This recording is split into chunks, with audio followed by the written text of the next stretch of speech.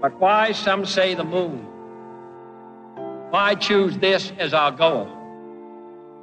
And they may well ask, why climb the highest mountain? Why, 35 years ago, fly the Atlantic? We choose to go to the moon. We choose to go to the moon in this decade and do the other thing. Not because they are easy, but because they are hard. Because that goal will serve to organize and measure the best of our energies and skills. Because that challenge is one that we're willing to accept, one we are unwilling to postpone, and one we intend to win. We choose to go to the moon.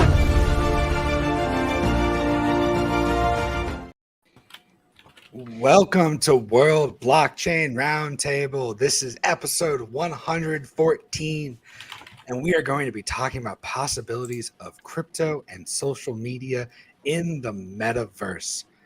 But let's introduce our panel for today. As always, we've got Distant, aka Dave, joining us. Hey, that's me. We've got Joe Dragon, architect of Dragon Chain. We've got Lisa Mighty Davis, Litecoin Lisa. I usually introduce you by three other names also, so there they are. Yes, I love all the names. And we have Greg from Rivet. How's everybody doing today? Great. Just peachy. Just peachy. All right, so a little business to take care of before we jump into the questions. Last week, each host is going to receive 93 lot from last week. Each topic contributor is going to receive 58 lot. Last week's theme was cryptocurrency wallets, which was nominated by Derox for 58 lot. As a reminder, these ownership tokens come with perpetual passive income, free edits, and governance votes. And the results of August themes has been announced, and we are excited for them. I'm going to pull up the link here really quick for it. One moment. I forgot that I'm pulling double duty for a second. Let's get to that right now. It is right here. You got it, or should I get And that's not it. Cool. While you're waiting, please like and share this video to get it out so we have more people joining us in the live chat, and post your comments in the live chat. So here are the the pending, I guess, the themes for August that we're discussing. It's going to be the right top now, four. So just look at the bigger numbers. These are the bigger numbers. We've got 3 votes in for XRP versus SEC. The percentages, though, right? So at the end. Okay, so we've got top 3 legacy systems to decentralize using blockchain, and we have employment and jobs. Is that coming in? Is that getting voted on? Oh yeah, that's making it. And then blockchain as a solution for economic immigration. Anything that people are super excited for? What are they most excited for? I like the immigration one, actually. I didn't even recognize that. I think I voted on something else, but it happens. I like the legacy systems one because I'm a nerd. But yeah, I think that's really neat. It's important to not have to reinvent the wheel every time you deploy something. You could just bring in what exists. Yep. Mm-hmm. Well, there's so much out there that people used to joke about the cliche of it's like Uber but for bread or whatever, right? Like blockchains and decentralized tech in general actually have a ton of use cases based on the idea it's like this but decentralized and automated permissionlessly, right? Like that's a very valid way to think about how it applies to sectors we haven't even thought about applying it to yet. I think that's a pretty neat one. Well, and if some of these new House bills go through that were just proposed yesterday, like the one where you're not a money transmitter if you don't take custody of the coins, then like that's a game changer for those old legacy systems that are centralized. And,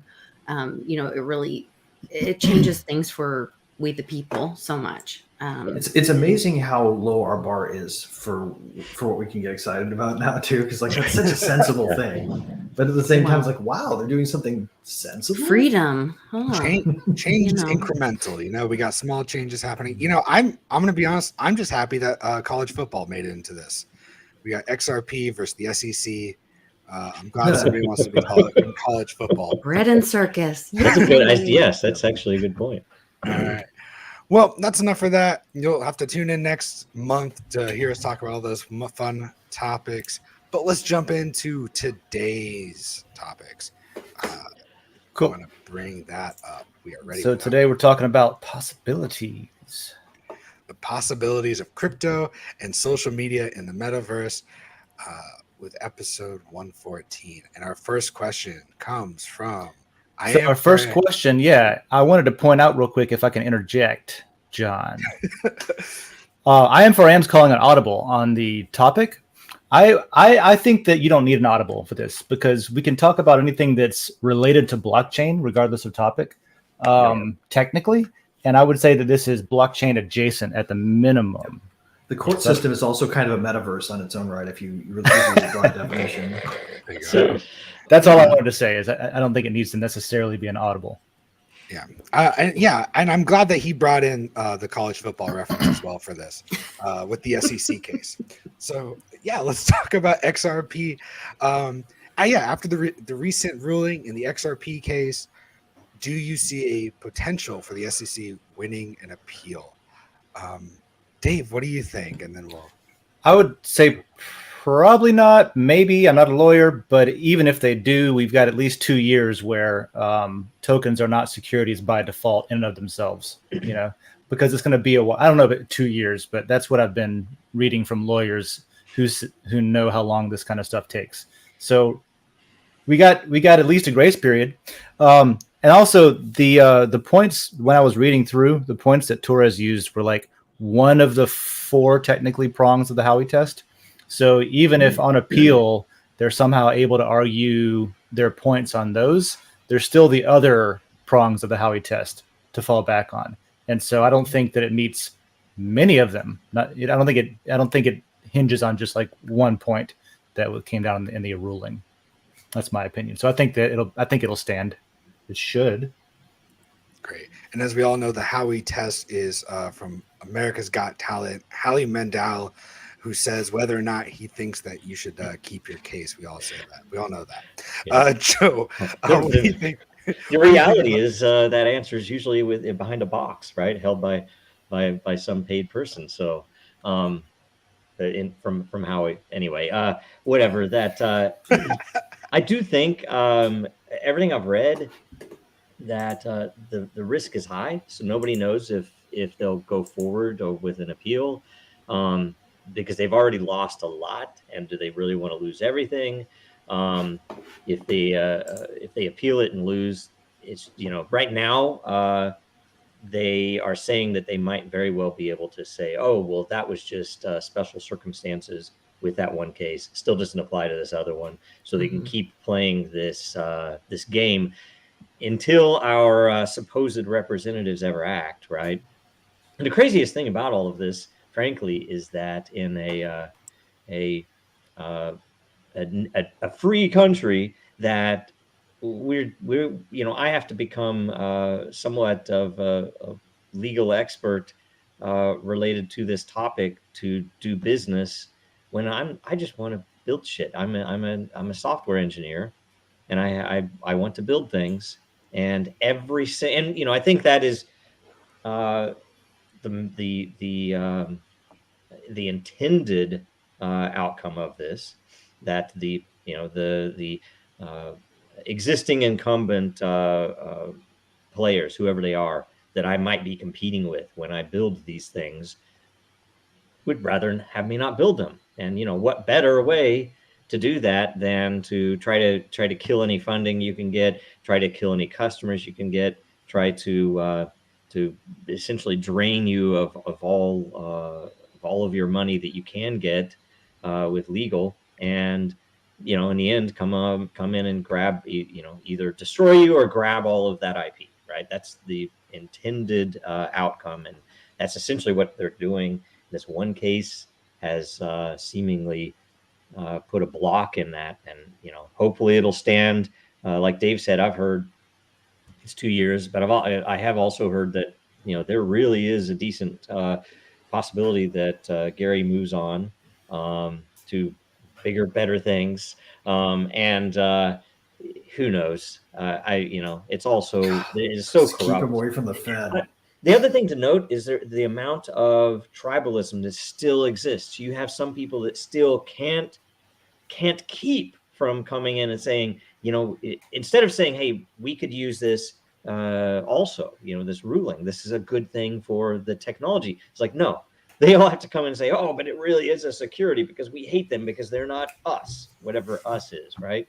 It's so disgusting. And the people that do that, dude, those people have to be fucking plants. I mean, come on. Yeah, well, those are like, I will tell you, I think a lot of them are. I guarantee to you that a lot of the people, and when I say plants, not necessarily there's some conspiratorial thing, that it's literally you had tons of people come from Goldman Sachs, and you could I know tons of them already that are outwardly known to be Goldman Sachs that put out some cryptocurrency project that all of the cryptocurrency people said, oh, let's buy that, and now you're seeing, frankly, because of the XRP army, you're seeing a lot of these ties. It's like a freaking spaghetti chart. How many of these guys are tied to each other? It's like, oh, these guys invested in that guy who invested in this project, who invested in this project. And it's like a big circle, and they're all the same damn people. And they're basically siphoning all the money out because half of those projects went nowhere. They just totally died, took all the money. And if not more than half. And they're the ones that aren't getting any scrutiny at all by the regulators. Why is that? Because they're all buddies from Goldman Sachs and MIT. And if you look at the MIT stuff, there's even a fucking Jeffrey Epstein connection. The guy who Gary Gensler worked for at MIT was on the fucking flights, went down to that island. And does the press talk about that shit? No, this is a fucking chairman of the SEC who has a tie to fucking Epstein. And what's the tie? It was like, oh, he just knew that. No, the funding for the projects they were working on at MIT was from Epstein. All right, Greg. So what do you think about this Mandela effect? I think there's no chance on earth that the SEC will dare appeal this, honestly. I mean, first off, Judge Torres wrote a brilliant, heavily based in legal precedent, in the precedent of the Howey test, in the precedent of the relevant law, reasoned argument that just basically put to bed the silly, nebulous, it eventually morphs into a not security by virtue of decentralization thing that was not a legal standard, that had no precedent behind it. It was a nonsense test. It was just bullshit. It was a bureaucratically convenient thing to say because they still didn't have the wherewithal to even opine confidently about what crypto was. But when they first came up with it, they just knew that they didn't want to try to sue that many different defendants, right? And that was how they rationalized it. Well, this actually is a smart ruling. It takes what would otherwise be an absurd conclusion. Like if you tried to apply the Howey test to the Howey case, the way that Gary Gensler's side is arguing for, people would be like concerned about whether or not they were allowed to squeeze their oranges into orange juice and sell it at a stand, because they might be engaging in the sale of a securities or investment contract and be held liable by the federal government for doing so. Like it's already hard enough to run a juice stand with local ordinances, and they were going to make it even more insane, right? Like, so they know they have a losing case, because when you really look at it, it's a losing case. They're just not going to win it. But if they lose it at the appellate level, they're shooting themselves in the foot. And I don't think that they want that to happen. And I don't think they care about overturning a persuasive precedent as much as they care about not losing and making it binding across the entire Second Circuit, because that best case scenario binds that circuit. Worst case scenario takes it to an already unfriendly to the administrative state Supreme Court, right? Like Gary Gensler is on the back foot right now. And you can tell in all the weird propaganda they're putting out these days. Like we've got the guy from OC or whatever writing a book now, and he's supposed to be like the vanguard of the anti-crypto army these days. Or like they've got Brad Sherman and the Turtle Club saying weird shit again. Like these people are running out of arguments to throw rocks at crypto and push the price down. And I think the only reason they're doing it is because they're afraid of a bank run caused by people exiting in a bull run. Like if those bank accounts start draining, they're going to have a hard time propping up their bullshit U.S. Treasuries on the nominal values that they have right now. So the mark to market is just terrible, and too much crypto buying probably equals mass bank runs, right? Like, so yeah, Gensler's going to probably cower away from this one, like the weasel he is. So Lisa, what do you think? my opinion. Yeah, what do you think, Lisa? What do you think about this? I think all these guys above me are pretty smart, and I would tend to agree with. We did a great interview on the Very Dow channel with Nick Morgan from ICANN, and Greg joined us, and Reggie Middleton was on there with us and discussed the case. And basically the consensus was that, the risk of the SEC going to appeal this would kind of stop, kind of what Joe was saying, might hinder them from being able to go swat other projects individually.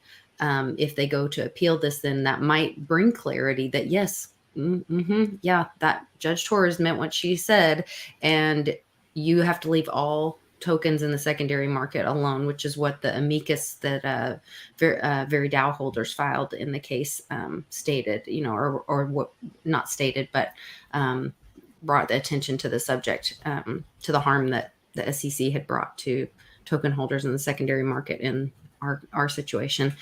And I don't think they want to keep swinging their hammer and building up their coffers, because they are able to keep, I believe it's 200 million in their own fund of anything that they take from companies, that they don't have to turn that into the U.S. Treasury. They keep that in their own coffers to keep funding the swatting of and stifling innovation in America. So I don't think they want to risk that. All right. Well, there's our answers on the SEC. I'm still excited to see what college football turns out this year. Let's move on to the next question. I think we covered that one. And we'll probably also talk about it in current events, and also we'll talk about it next month. So our next question comes from I am as well. How will you be able to tell the difference between a real human from an AI bot in a social media metaverse? And how big of a role will AI bots posing as humans change the way we interact in the metaverse and in the real world? Joe, you want to kick this one off for us? Sure. I think you put a checkbox on everything, and if you have a checkbox, then the bots can't click those. So, that's one of the 3 robot rules, right? So, I don't know. I mean, generally, I think it's on history, which is why, like, say, scaled blockchain is so important, because if and we've seen the beginnings of Den. If you can look at behavior over a longer period of time, you can do things that we already know, like, say, some of the more successful bot detection techniques have been, where's the bot clicking? Because if you're running a bot, it's harder to randomize it in a way that a human would.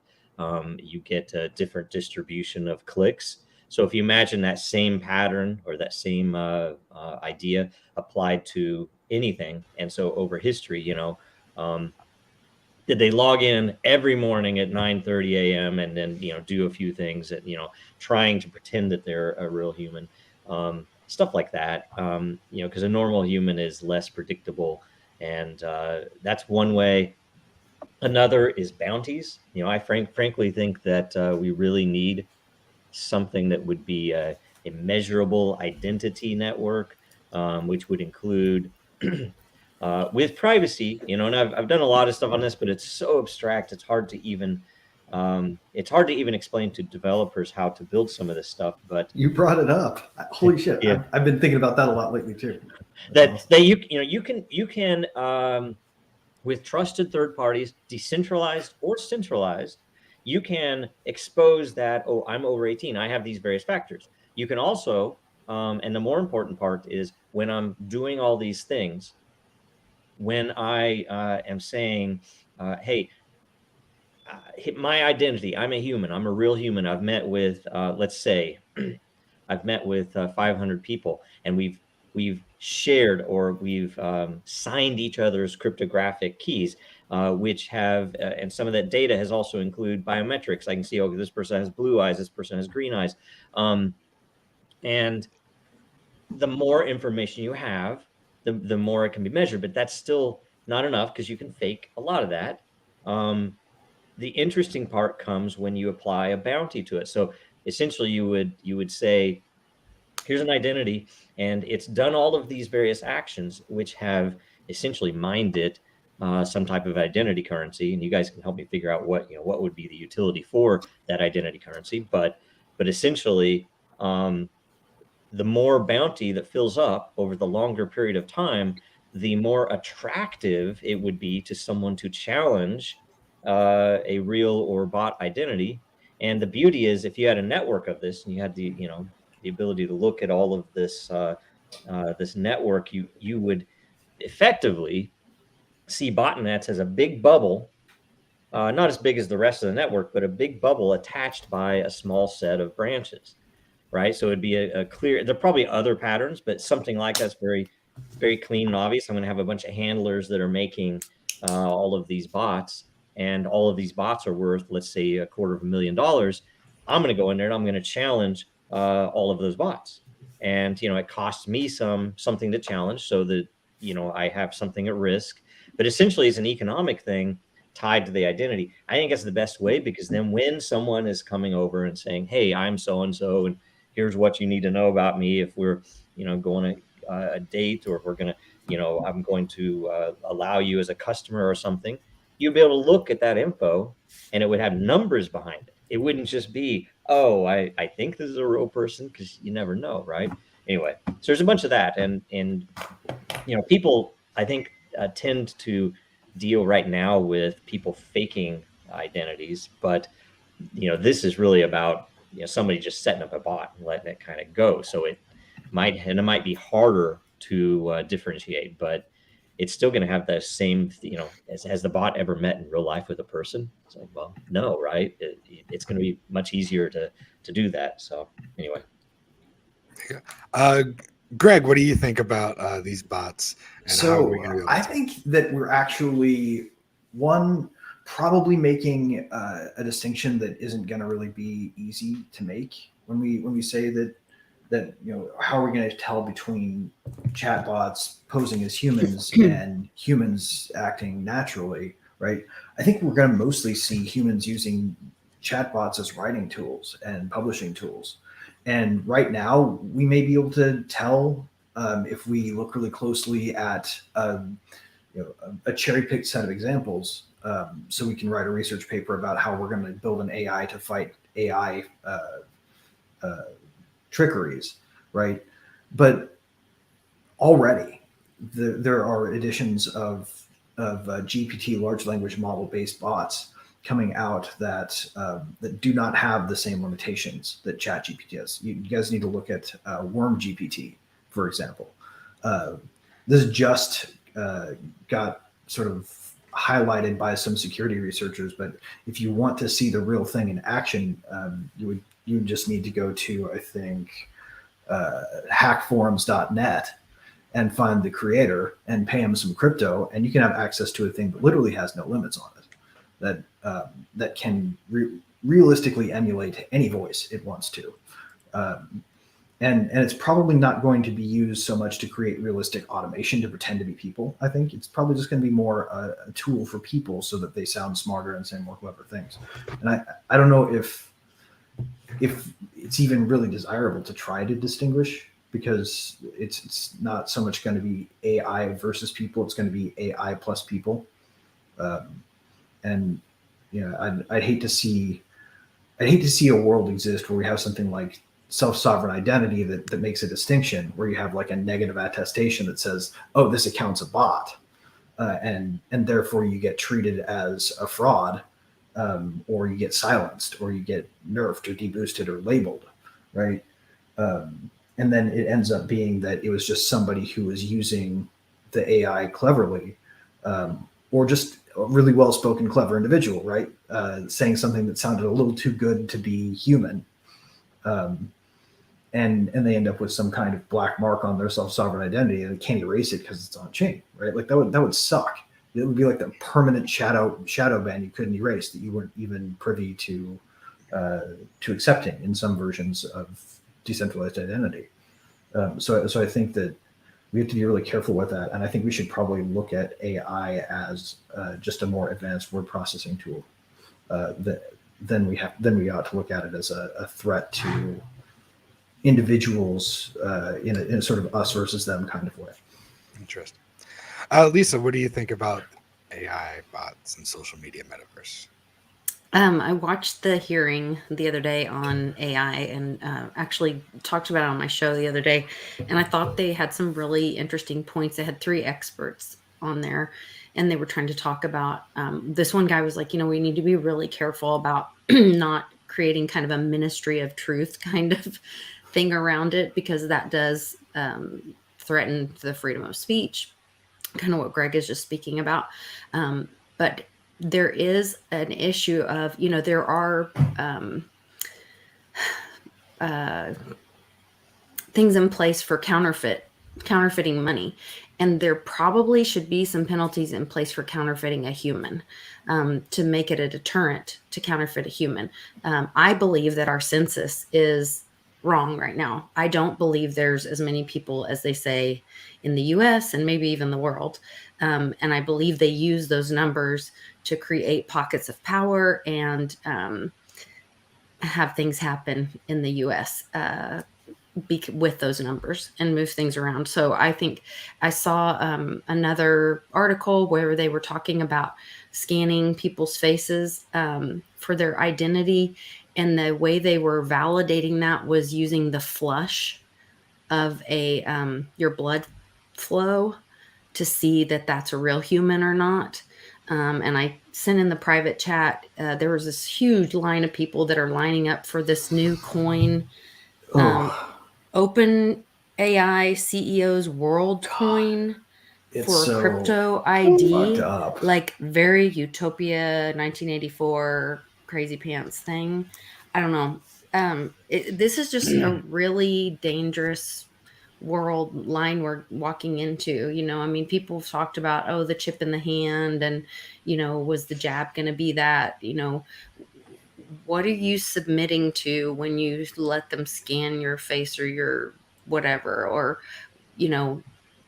it's a really interesting. They were talking about deep fakes. We've all seen some of these political ads that maybe even the political party didn't do, but they could be really destructive to the other party. It looks very real. It sounds very real. And so they were saying like those should be like forbidden so many months before a election or something. So if you see one at all, that's a deep fake, because either side's not allowed to do it. I don't know. They had some, and then it went into, Marsha Blackburn was talking about, she used it talking about artists because she's from Nashville. And she said, what can we do to protect artists with image, voice, and self from being copied? So do you own, is it your IP, your intellectual property, your voice, your image, yourself? I think about John, you're a comedian, your ideas, your jokes, your skits, all of that, that's your IP, that's your property. What your sound, your voice is your IP. Do we own that? And so to think about this AI being able to copy that without your permission is a form of theft and should be taken seriously. And so it's going to be really interesting. I think that we are going to be able to like, and it's got our God-given property or rights or our self-sovereignty, our ownership of ourself. And that should be protected. I believe it is protected under the Constitution. And I think it's going to be interesting. We may be able to tokenize that and license or trade our IP sometime at some point. Well, Lisa, I think you raised a really good point. I think that we have to offset that too, though, with the brilliant creative culture that we get from sort of the remix element of the internet, right? Like memes would not exist if we strictly enforce everybody's IP. And a lot of really cool renditions of songs that sucked when they were originally made that get remixed into something great wouldn't exist. And right, but people can buy we a have to. license. I think we have to have some sanity brought to how we think about the remixing of things, and sort of like the idea behind taking all of this data, and because somebody wrote a prompt that said, "I'm trying to get something that sounds like Taylor Swift in this voice," right, or whatever.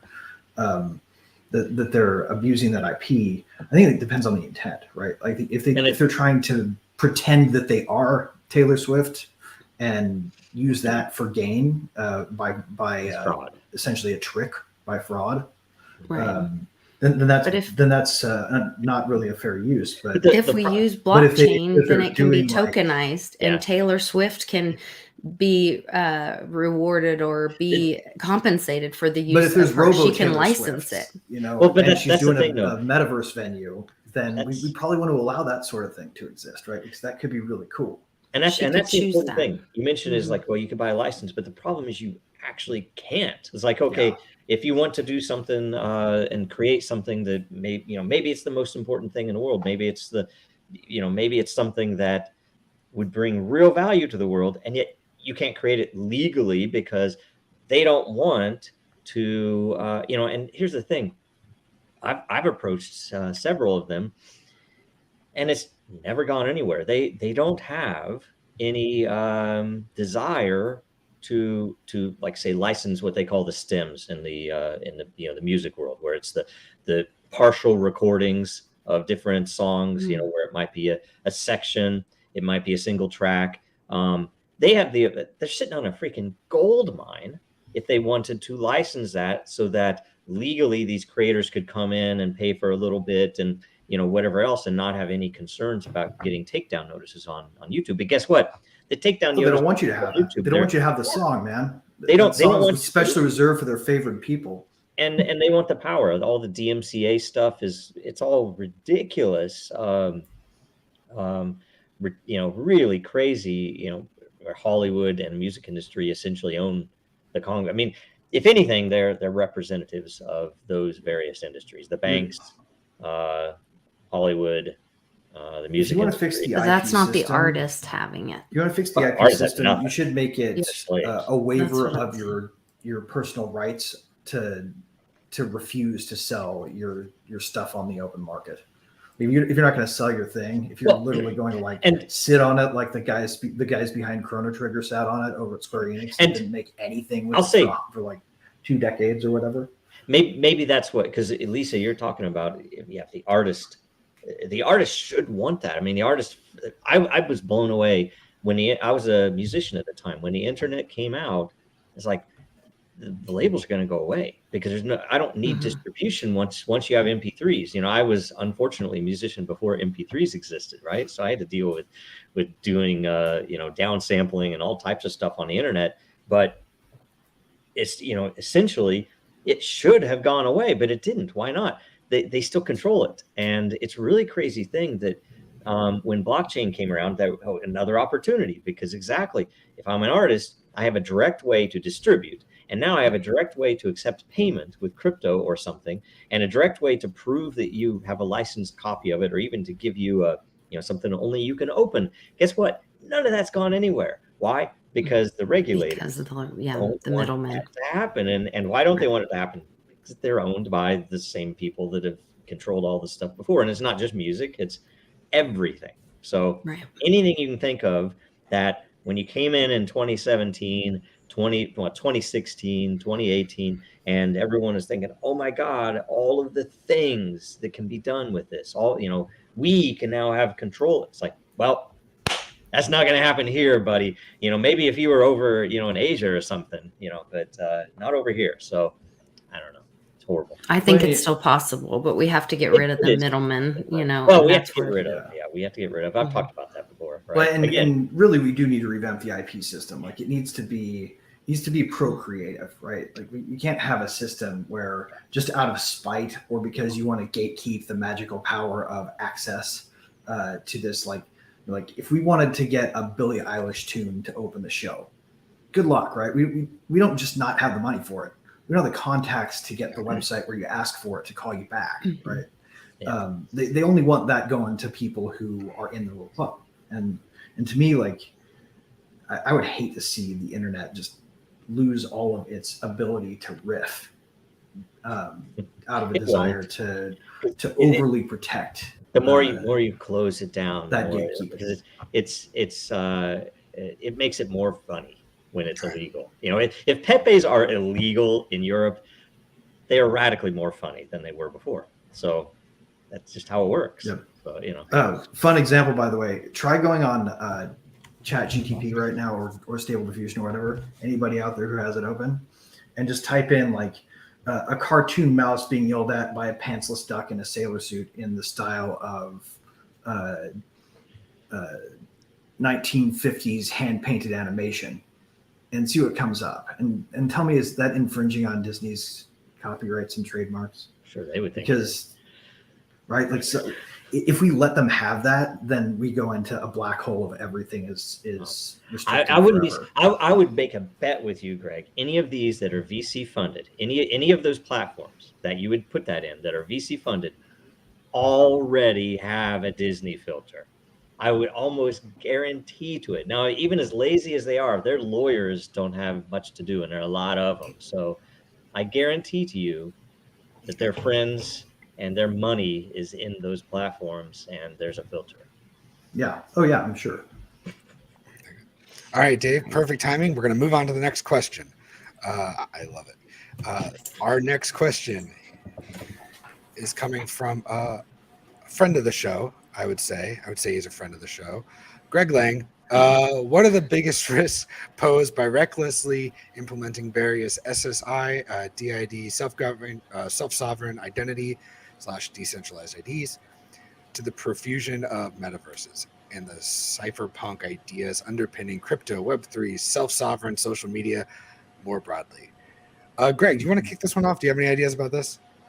Well, I've been asking myself this a lot lately because I've seen a lot of enthusiastic talk about really more decentralized identity, because to say self-sovereign identity is kind of like the way you say it if you're opposed to what they consider to be a great depth of amazing use cases that they currently don't have access to, like the ability to do under collateralized loans on chain and the ability to import a lot of things that I think, frankly, the world could be better without if we just learn to do things a little differently.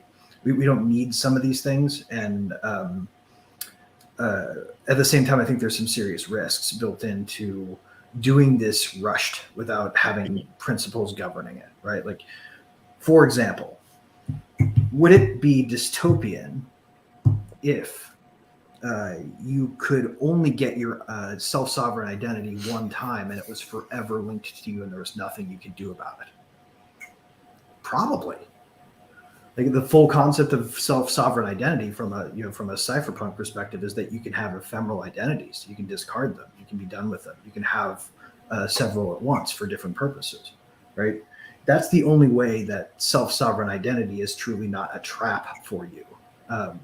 And I think we risk, if we rush into it, really tamping down on sort of the creative spirit of humanity that metaverses are going to allow and enable. And same for decentralized social. I think if we rush into it, we run the risk of needing Web 4 really bad because we're about to Web 2 it with self-sovereign identity with the way that I see people talking about it. Like it's just this great thing, and we have to run into this as fast as we can. And by the way, go get scanned at WorldCoins with your org kiosk or whatever. Oh my God.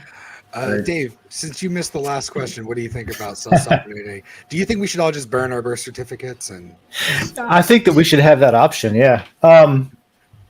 Yeah, the WorldCoin thing, the scanning, like it, the whole design of that thing. Since Greg brought it up, it's just so cartoonishly Dr. Evil, isn't it?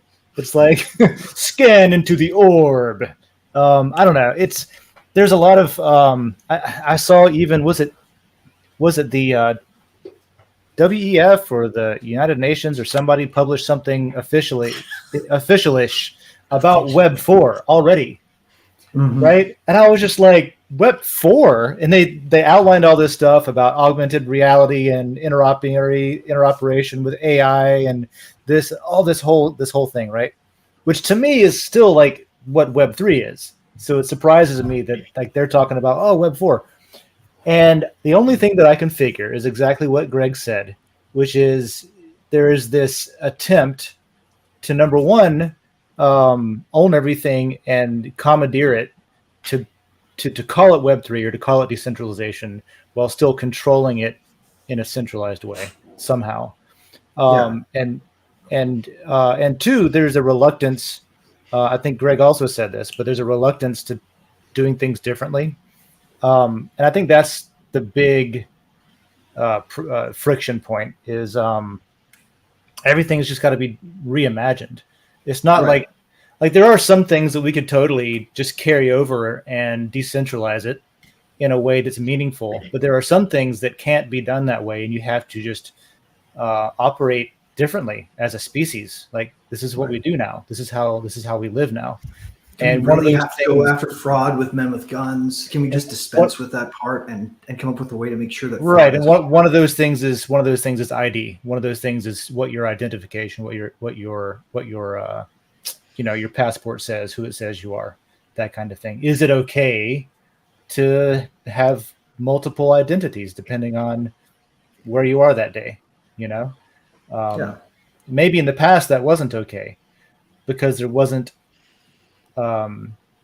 decentralization technology that will allow communities to manage themselves without collecting people's personal information and attaching a credit score to it for their whole lives or whatever, or for 7 years anyway. Well, and I think, Dave, you're onto the right point there, but I got to add this one thing too. Like even people who are you think of as pro-decentralization, like if you're not, in the camp that Vitalik Buterin is an evil robot who is trying to get us all to eat the bugs, right? Paid by China. His decentralized solution to this, the soul-bound token idea, is actually really dystopian and has some scary implications when you implement it. And it operates on all the same principles that blockchains are based on, but it just has very different sort of Cobra effect backlashes that you have to sort of think about for a minute. For you're like, oh yeah, maybe we. Well, yeah, that's what I think. That's what I was trying to say. Is that's like a bastardization of what the intent is. It's like getting a tattoo or a social security number or something attached to you forever that follows you around. Do we want to build our own social credit system for ourselves? Kinda, in a way, kinda, yeah. Because and when I say that, I mean that there are ways to organize people today that did not exist when the way that we currently are organized was invented, right? Mm-hmm. And so it could, like, what's the main thing is to make sure that people are relatively safe, make sure people relatively have what they need, within reason. And if we can, give people some things that they want that make life awesome as well along the way. And we can do that with like this system of punishing folks when they do bad things, or we can do it with the system of, like, we train our dogs, a reward system, and incentivizing people to do the right thing. And we haven't tried that last part really that much. We've tried the fuck out of punishing people and throwing them in jail and murdering them and making sure that they can't ride the bus if they have bad social credit scores, the system of punishment. We haven't really explored too much the system of rewards that will lead, in general, people to do the right thing and look out for each other because it benefits them and it's profitable and it's helps them live their life better. We can go that way. Right. There's such a spirit of I actually tweeted this out yesterday. A spirit of collaborative cooperation in blockchains that I don't think people who are really rooting for a rush to self-sovereign identity have taken fair account of. Like this whole system that it's even standing. It is it's amazing. It's a testament to the fact that we all want to work together and we all want to collaborate. Mostly as a species. Yeah, there's bad actors, but make up a tiny fraction. And the majority of people doing this are people who just want to work together to build a better world. And I don't think you need to, you don't need to have a quote accountability mechanism built into it in order to make it work mostly right. I would add one more thing too, which is that one of the reasons you need to collect people's, like to have everybody have the same ID and to know exactly, for the government to know exactly who somebody is at all times and have this record that goes along with you, is you got to know who to punish, because it's unfair to punish the wrong person. You got to know who you're punishing.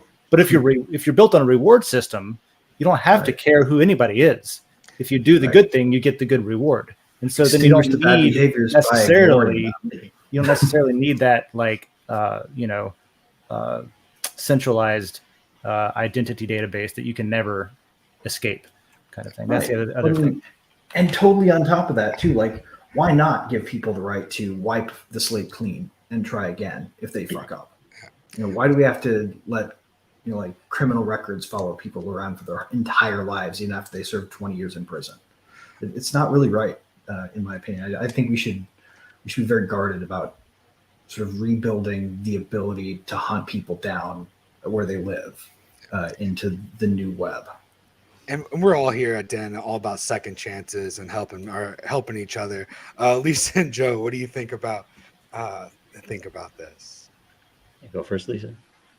Well, I was just listening to you guys talk, and distribution came into my mind versus decentralization as maybe part of the solution. I think that, we're quick to, in the crypto world, go decentralization is the answer to everything. And I think there are places where centralization is maybe more efficient and a key or part of the solution, but to put safeties in place for the individuals and privacy issues, there maybe needs to be or a distribution of power or information that might create a better balance for humanity in the system and whatever. So I kind of think that might play in some situations. That's a super important point. Like, why are we not talking about building anonymity into the blockchain before we start talking about building optional self-sovereign identity? Right? Well, if you go onto Den, you can do things anonymously there. You just don't get rewarded for it. That's all it is. But you do get to participate and talk and say what you want. You can have all the freedom of speech you want without any of the perks. So, Joe, anything you want to say about this? First, two things before I answer the question. I want to award 1,000 points to Greg that he can distribute as he wants. 1,000 points, roundtable points, for the image that came with the post, because that was so perfectly applied, and the fact that it is the reply is so densely compacted, conceptually. Well, I mean, it's like, man, I had to read it like 3 times before it's like, okay, wait, he means this, okay, right? And so I would say it's radically dangerous if we lazily just roll into, let's use this system, because damn it, guess what the government's going to do? They're going to throw out something that comes freaking out of a bunch of Basel III regulations will get imposed, and all of a sudden digital banks will have to ask for your identity. And what's worse, pieces, it's not even that they're written by non-experts. It's worse that they're written by experts in the industry that essentially write these regulations or new rules, and then whether it's parliamentary or if it's over here in Congress, that they go through some committee, and all these political changes happen, and it's craziness. It's not the way to build anything, and that's probably what we're going to get if we don't do it ourselves. And what it comes to, though, because what Dave was mentioning, but in fact, I think what all three of you mentioned was essentially lining out two groups, where one group literally does have a history of being murderous. They're involved. They're paid for by the most murderous elements in our human history. They're the ones who are now in power, who don't want this crypto. And then the other side are just the normal people, the creators, the builders, the people who just freaking go to work every day, who would like some amount of power over their own money, what they earn, what they can do with that money, all that stuff. And guess what? They are absolutely opposed to each other, and it's super crazy and dangerous. And I think more and more people need to start thinking of software itself, and maybe this pattern of decentralization, and how you can build a new type of system as a weapon against those murderous savages that rule us today. We should test it out. Anything we build, we should test it out on Congress and the administrative state and the executive branch, and all of the governments should be they should get the identity systems first. And if they still want them after we get to use them against them for a good solid 5 or 6 years, then maybe we're on a system that. Well, I mean, you think about it. If you were to go back to ancient Greece and develop, say, okay, here's all the technology, here's what's possible today. Do you think they would arrange it the way it is? No. If there were an apparatus to surveil every human on Earth, right? I think you think about that. People who are interested in freedom at a philosophical level or not even freedom, just what's right. It would make far better sense for that surveillance apparatus to be focused directly on those who are now serving us in Congress. That is where the transparency needs to be, so that we know. We should have the classified files on them, not the vice versa. Yes. So anyway, there you go. If you have any classified files, go ahead and throw them up on the internet. We all know that always works out great. And that's been this episode of World Blockchain Roundtable. We have been talking about cryptocurrency, the SEC, college football, XRP, and everything else. Go line up and get your speak into the orb and get your whatever tokenized thing that's happening. Sounds hilarious to me. Join us next week, and we're going to be talking about the top 3 legacy systems to decentralization using blockchain. Joe, anything you'd like to plug or let people know about on our way out? Dragon Chain Legal Fund. If you have money, go put some there if you can and are willing. And also the orb. Don't go do that. The people you see in lines. I saw a press thing. The people you see in lines at the orb are literally paid. There's an entire story about how 500,000 people were paid to do this, and that a lot of those people are now selling their identities on the open market. So, anyway, it's just all crazy stuff. All right. Dave, anything you'd like to let people know about? Yeah, we're going to be talking about path to further decentralized Den as a whole. It's a hybrid system, so there are centralized parts and decentralized parts. And something we've been discussing for a while is further decentralization. So that's going to be a topic on the Den.DAO call today at 3 p.m. Eastern. You can find a link to join that call in the Den.DAO layer on Den. And that's where to go. There you go. Yep. Greg, anything you want to let people know about? Just an idea I just had. Like, if you really want to go see all the people lining up to touch the metal orb and have their soul sucked away by WorldCoin in exchange for a token airdrop, like, hang out at the back of the line and make sure you have a totally legit token on you, like Colt or maybe Liquidity or one of the really decentralized ones, and offer to buy it at a slight premium over spot, and just accumulate as much as you can so that you can then later dump it and plunge this dystopian machine into the bowels of shitcoin history where it belongs.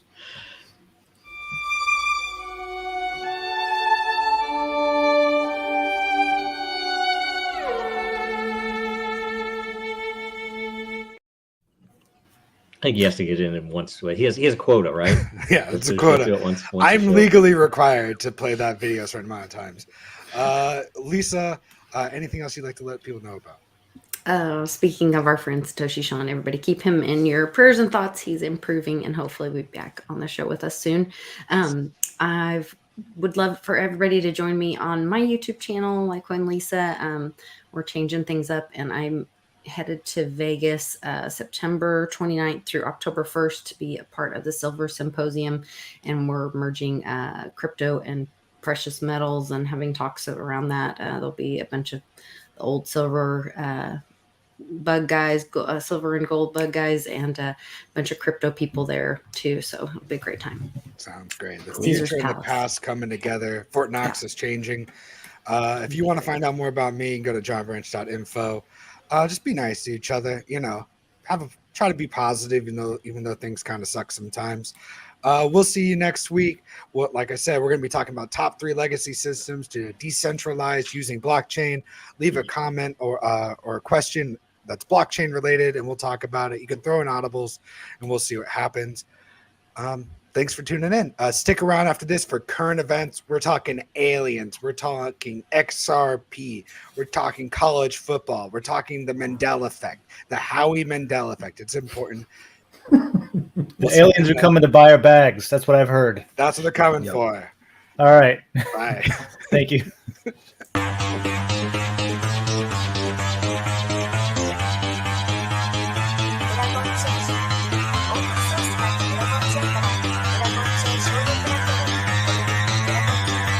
Because that goal will serve to organize and measure the best. Adaptable, all capital, label radical yet rational. A doctrinal approach is palpable if this animal is fallible, but that conclusion is laughable. So with for all detachable from the mandible, you see it now. Hey, we're back.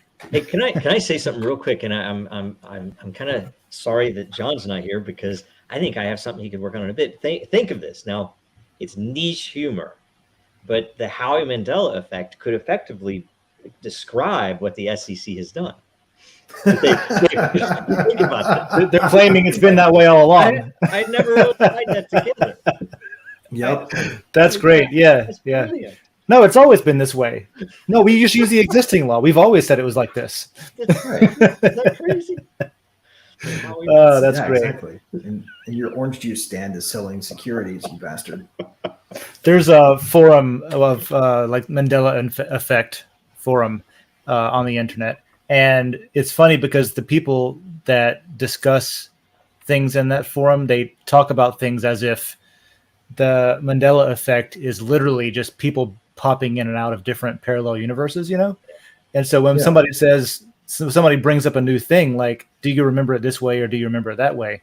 They'll say, well, the universe that I'm from, this is what happened. Or the universe that I'm from this is what happened. So they're talking to each other like they're, space travelers or, universe dimension travelers. I've never seriously talked to anybody about that. But I mean, I've seen pictures of the Fruit of the Loom logo from old, and I've seen, I know some of them probably are photoshopped, but I'm like, wait a minute. I mean, is that, what is it? Yeah, that's the one of did it have the basket or did it not have the basket or something? Yeah, the cornucopia. Yeah, that kind of thing.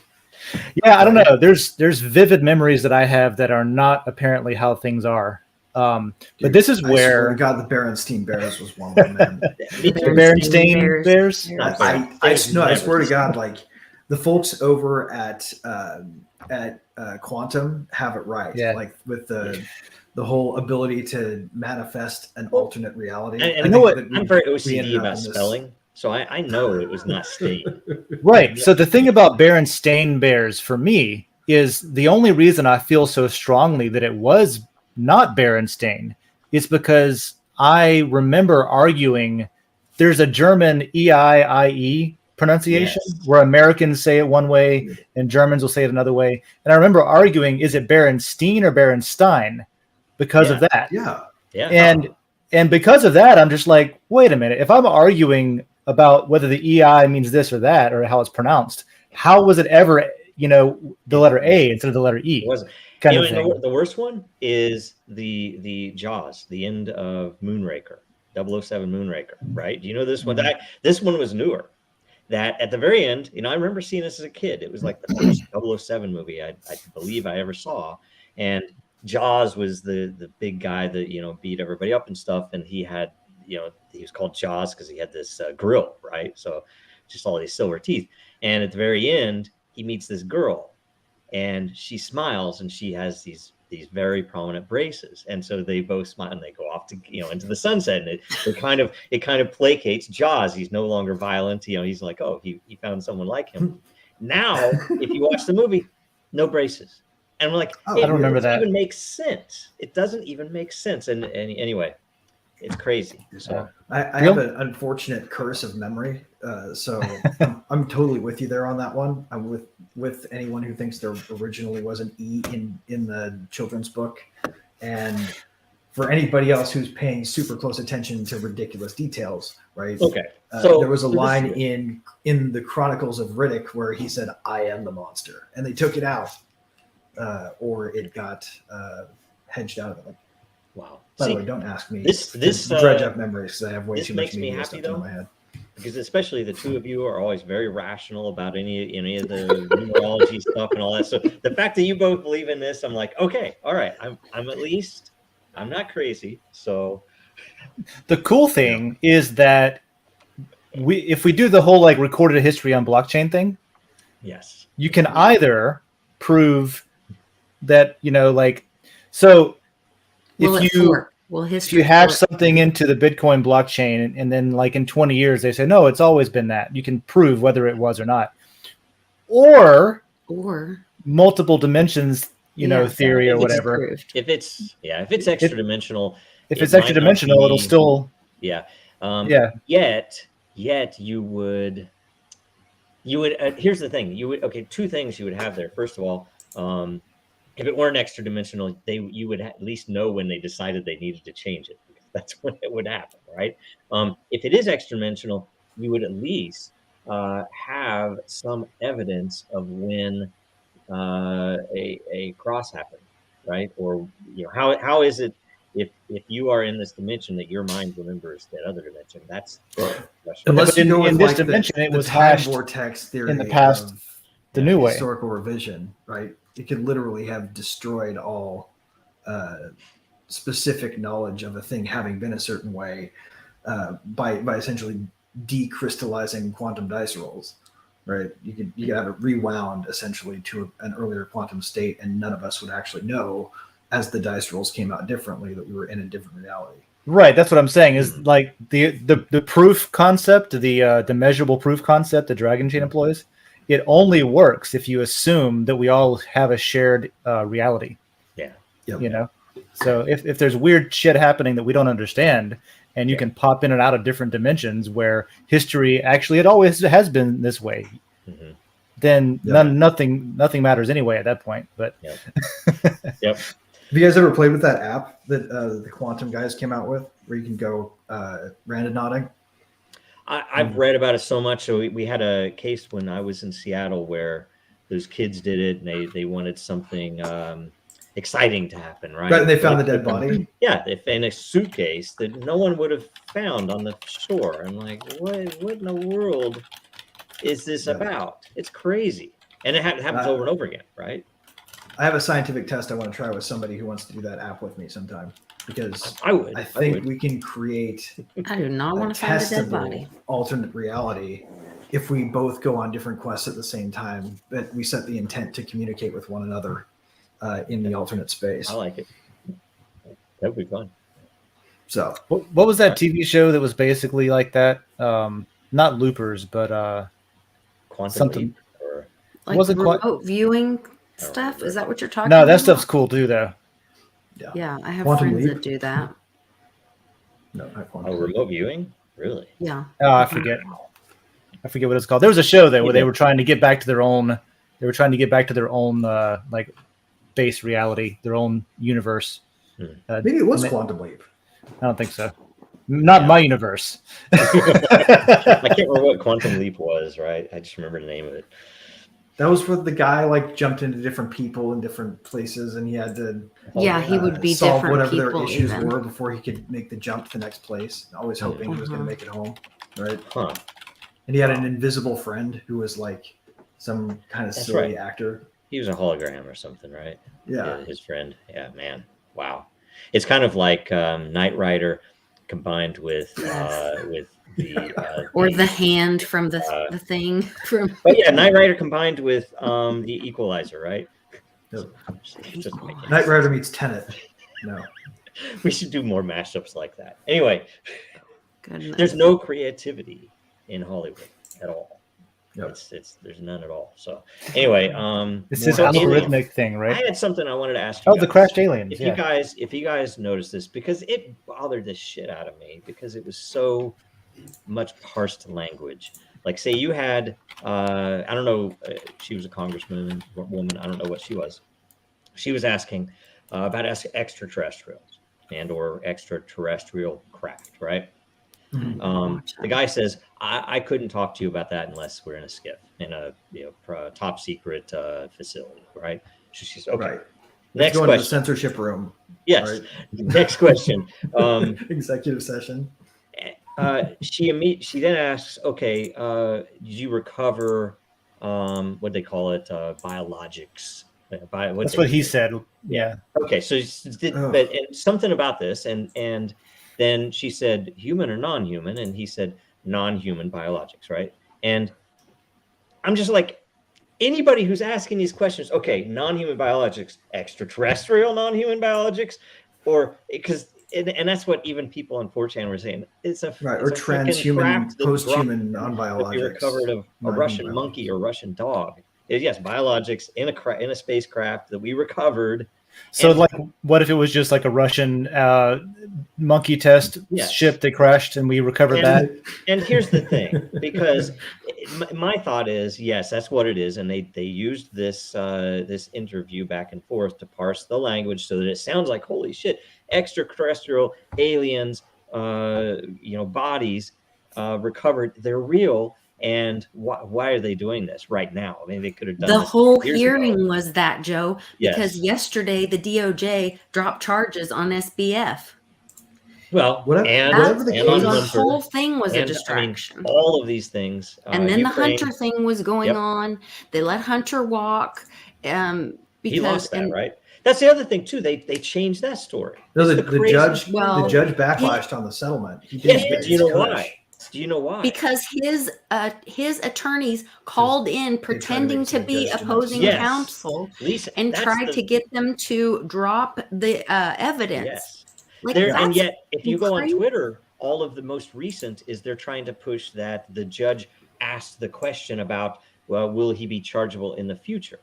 But the issue was actually it was that fraud that happened. And it's crazy. That wasn't the guys. There's another technical issue under here that a lot of people are missing. The one of the biggest reasons that the judge started to balk was because they tried to bring the settlement under a provision of their own self-made in-house law that was sort of at the discretion of the prosecutor. Yes, we know that's to try to make it so the judge wasn't required to sign the settlement. Right. We know that's an issue, but the thing that they have stopped talking about is the fact that Biden's attorneys called in impersonating congressional staff to withdraw evidence from the case. Yeah. Right. And they were like, wait a minute, what's this about? Right. So the Secret Service not be able to figure out whose blow it was. Like, I mean, that was supposed to be, they were supposed to have an answer to the judge last night by 9 p.m. And I've been looking all morning trying to find what happened. Otherwise, they were supposed to get sanctions. I can't find anything. I saw the email about that. I didn't look into it very deeply, but I saw where there's an email, there's a record of that exchange, where at least a report of it saying, hey, here's what happened. they called in and did this and this. So Yeah. I would be interested to see if that's like that should not But just what are the fizzle out. consequences? Like, oh, that was yesterday's news. Right. Banana Republic. There's no other way you could describe it. This whole goddamn thing is a freaking joke. So, why we are even considering these laws that they pass as anything more than corporate influence. It's like, oh, why is this way? It's like, oh, because the Dole Banana Company didn't want you. They want you to be able to buy this. So it's just the craziest shit ever. It's like, why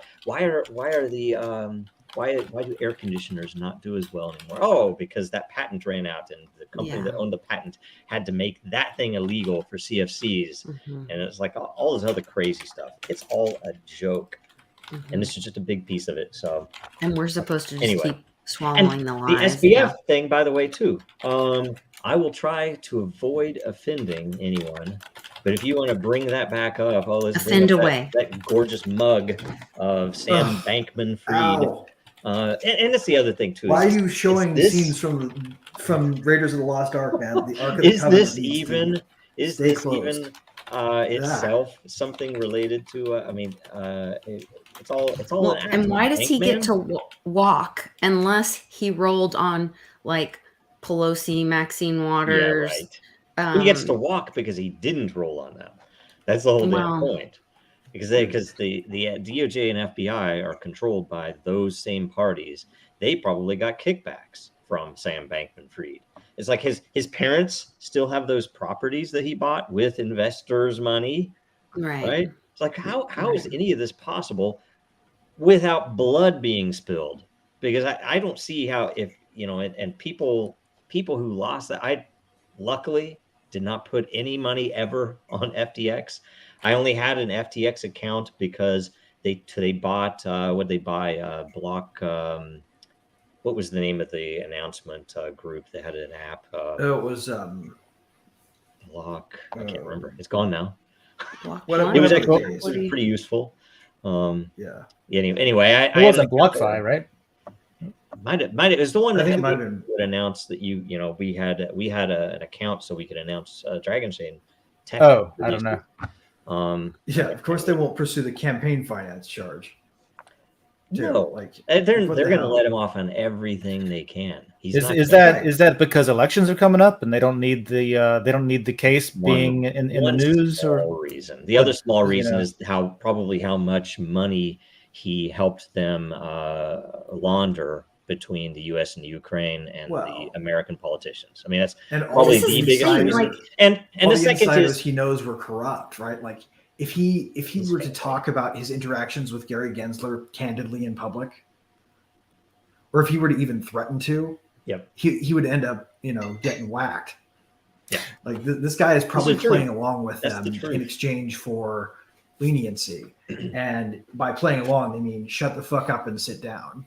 Hey, I wonder, Greg, could Dragon Chain call SBF as a witness? Could we get info from him about their conversations with Gensler related to maybe crypto? I hadn't thought about that because it's like that would be relevant to our case, knowing what the hell did he talk about crypto behind closed doors and how it fits into what we're trying to build software, right? And these two fuckers, related however they are, because they're all it's freaking so ridiculously all joined together. What his dad worked with Gary, his mom. It's like all these people. You guys would have to precede it by one hell of a publicity stunt, but you could probably do it.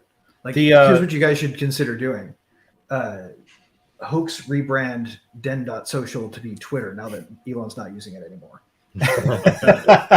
We'll adopt a bird in the name and all that stuff. Nasty headlines about it.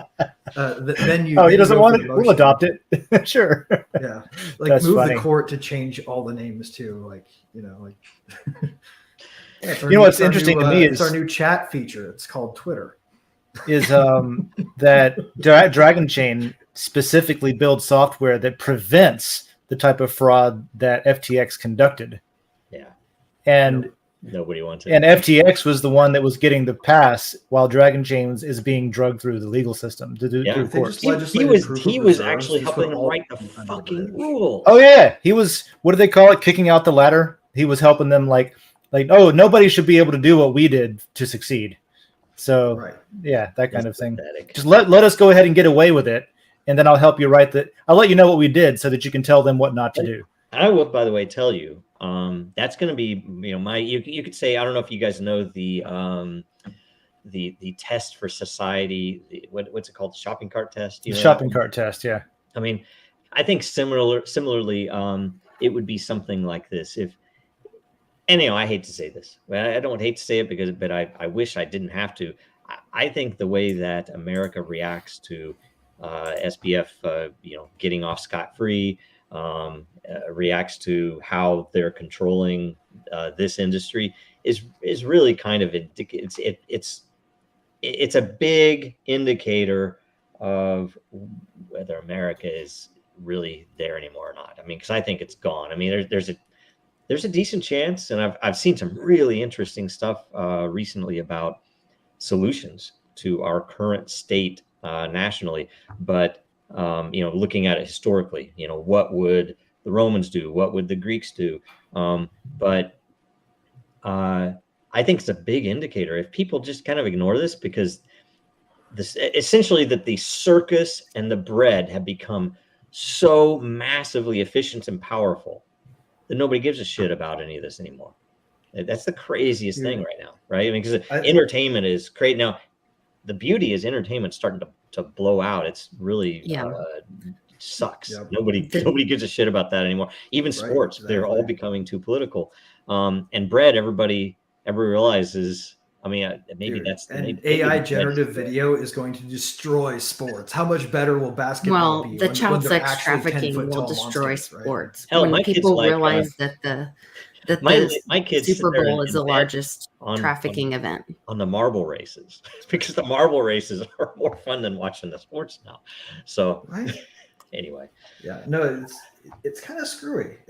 But what bothers me the most about it, though, is like how obnoxiously smug that guy looks. Like he just has a face that you want to slap, even when he's saying something that sounds like it's nice. Like it's just, and maybe it's just all of the Gary Gensler pubes stuck in his teeth still. But something about him just rubs me the wrong way. Yeah. Hey, what about Bradley Sherman's argument the other day that inflation is good for you?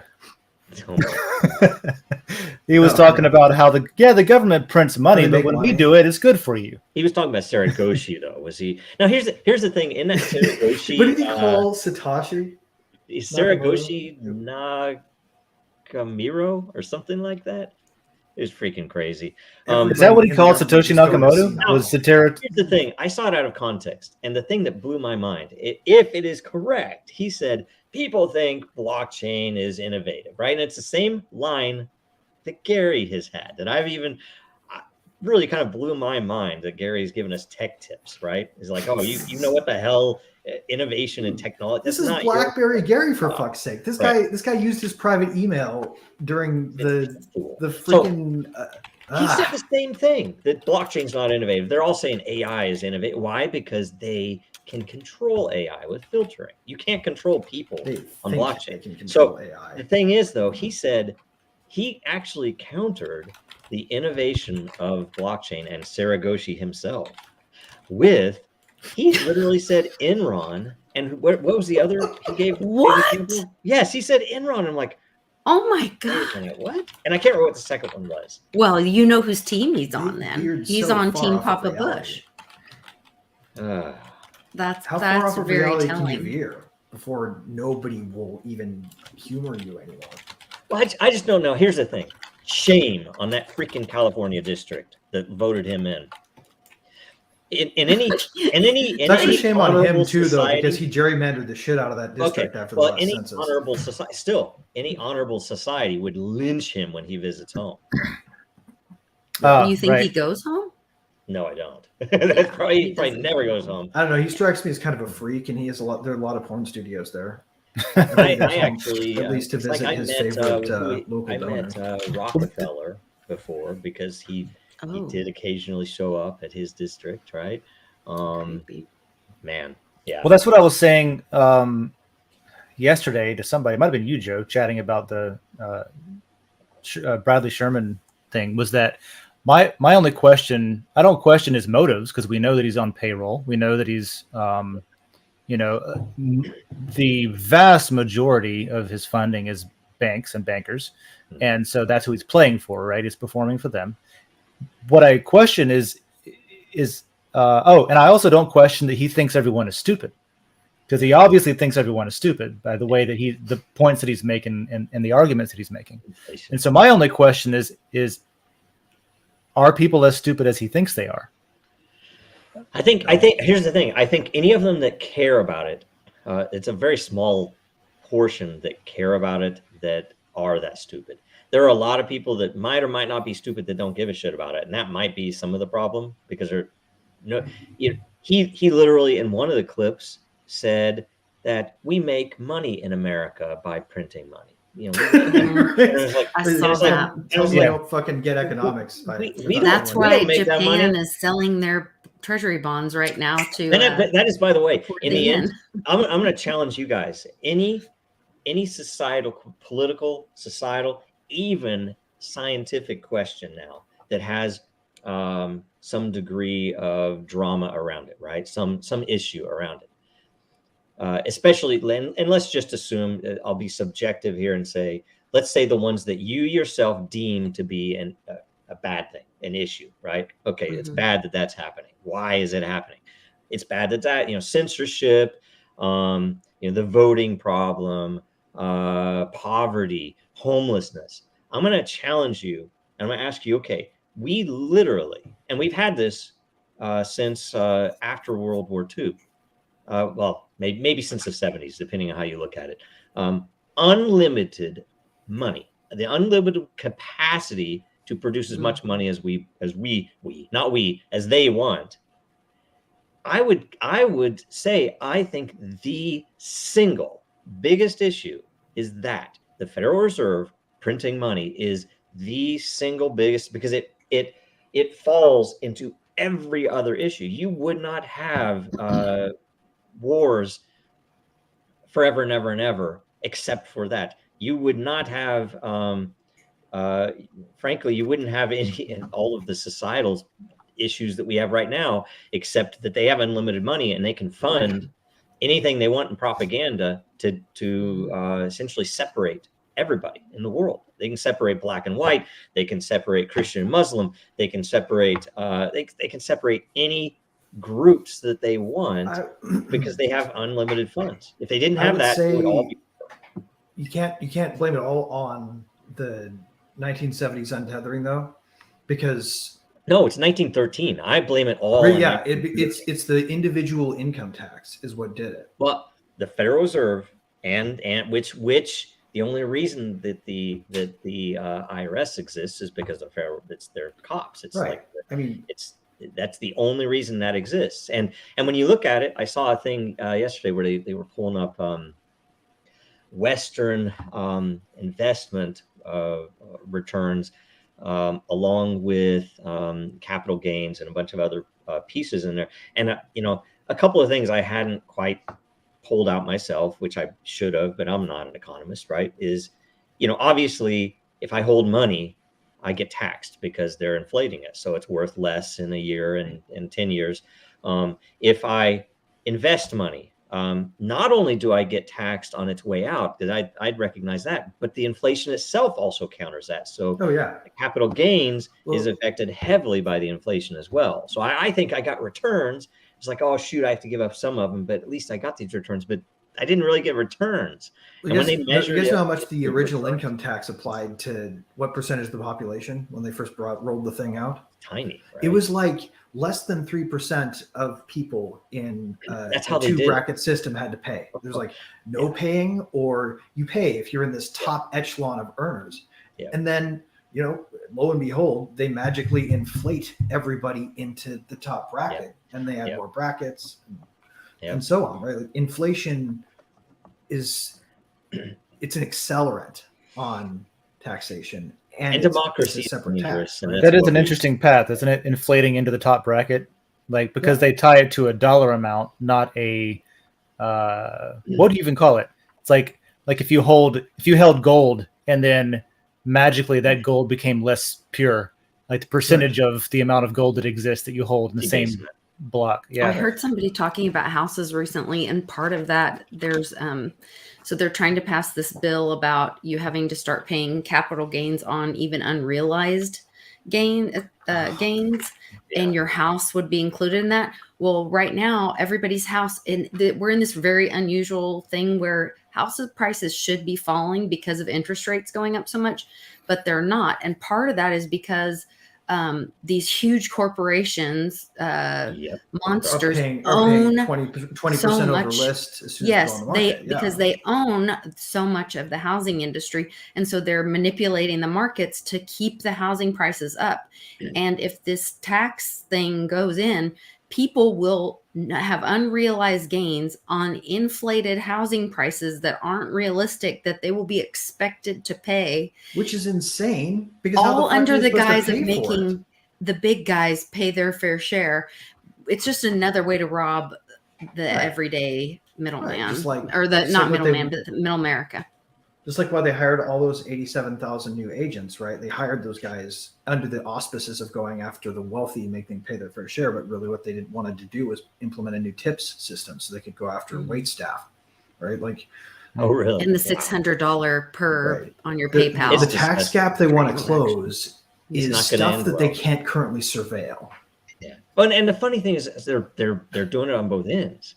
It's like, okay, if you're going to print unlimited with no taxes, or if you're going to tax us to death with no printing, I can maybe understand it, but it is so over the top ridiculous that it's blows my mind when That's I what- talk to All the relatives, I while don't get letting it. Hunter walk for whatever he does. No consequences to the elites. They don't have to pay. They get to walk. But how else, we're how else gonna would Joe Biden get the cocaine throw- that keeps him semi-functional?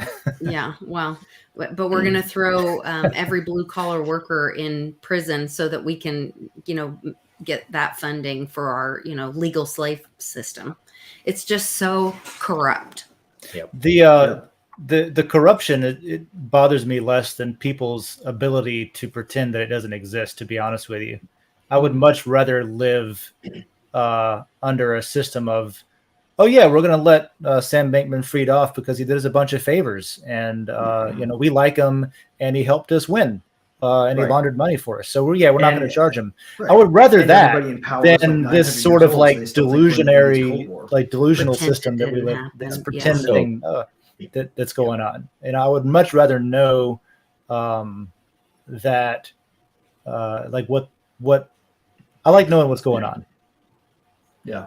Yeah. And I like Well, other if- people admitting what's going on. If you know what the rules are, and it was Although in fairness to all those Alzheimer's patients in DC that live in our seats of power right now, like we got to cut them some slack because they really probably don't know what's going on. Honestly, actually like, not. I don't want it's- to cut them any slack. I'm just saying they probably are way There too should- old to do what they're doing. Yeah. I'm not. Yeah. I won't lump people with, like the elderly into a demographic that I'm going to make fun of, but things are getting out of hand. Like I watched Mitch McConnell talking to the press, wow. and But did you he see had a that? transient He ischemic just attack. stopped talking, He either forgot had a where he stroke, was. He had a little stroke, I'm sure, or Maybe. something.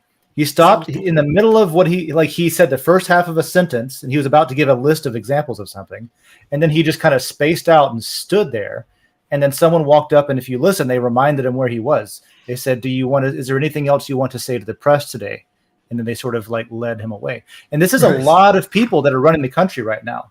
And there should be a point where you politely say, hey, so you can't really be here anymore because you're not able to function. I'm sorry, but that's the 25th Amendment. You're like really old. Right. I'm sorry, but you gotta not. And by the way, on term limits, I'd always heard people, the reason you don't want term limits is because the bureaucracy stays forever, right? So if you have a leader in there that can't stay longer, they don't control anything. The bureaucracy does. But the reason that happens So we got to get rid of the bureaucracy because first. exactly is the civil service system, which was instituted after Jackson came in because he was just bringing his political cronies in. They didn't like that, so they made it so that you couldn't do that anymore. That's what led to it. So these civil service bureaucrats that are in there, Right. they're entrenched, and they last, and they're just as old as the other guys half the time. But they also get guaranteed retirement, early retirement. They make more money than you and I in the private sector by far. And they're also like running the world's largest Cobra effect generation engine. Like, they need to be accountable to the unintended consequences of their actions, rather than the intended purpose of the actions they do admit. That's why I always say that if you, and I hate, this is not a kind thing, right? But at the same time, you can be kind in doing this.